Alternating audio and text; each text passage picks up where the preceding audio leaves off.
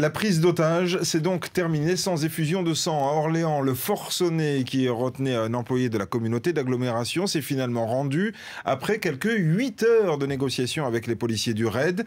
Diane Gouffran, vous êtes sur place depuis quelques heures maintenant. On craignait le pire avec ce forcené, mais finalement, personne n'a été blessé.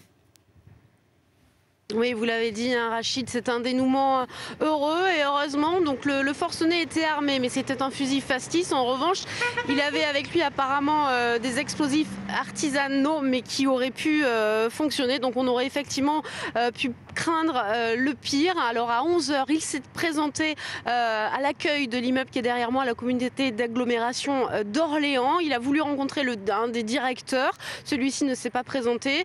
Du coup, le forcené s'est un peu énervé. Il est monté à un étage, il est rentré dans un bureau et il a pris en otage un agent de la voirie. Il l'a ligoté quelques instants avant de rapidement défaire ses liens. Ensuite, il est resté très calme durant tout le temps des négociations.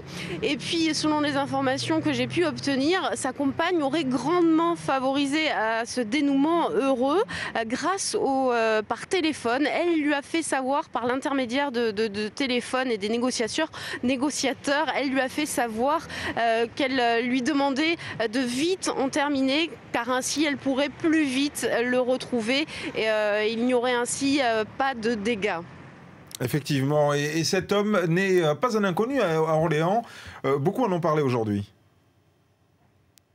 Oui, effectivement, il est très connu de la municipalité d'Orléans, de la vie politique d'Orléans, car c'est un ancien militant de gauche qui ensuite est passé à droite.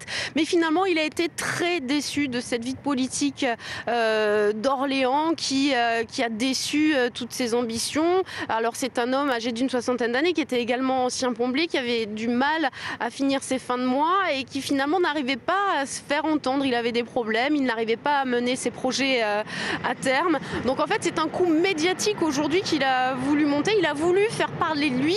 C'était le signe d'un homme en détresse. Je vous propose d'écouter le maire d'Orléans, Serge Brouard. Il a participé aux négociations et il connaît très bien le forcené. Écoutez-le au micro de Rémi Perrault. Je crois que l'on n'arrive pas à ce type de geste sans qu'il y ait effectivement des problèmes qui sont restés à l'intérieur pendant très très longtemps.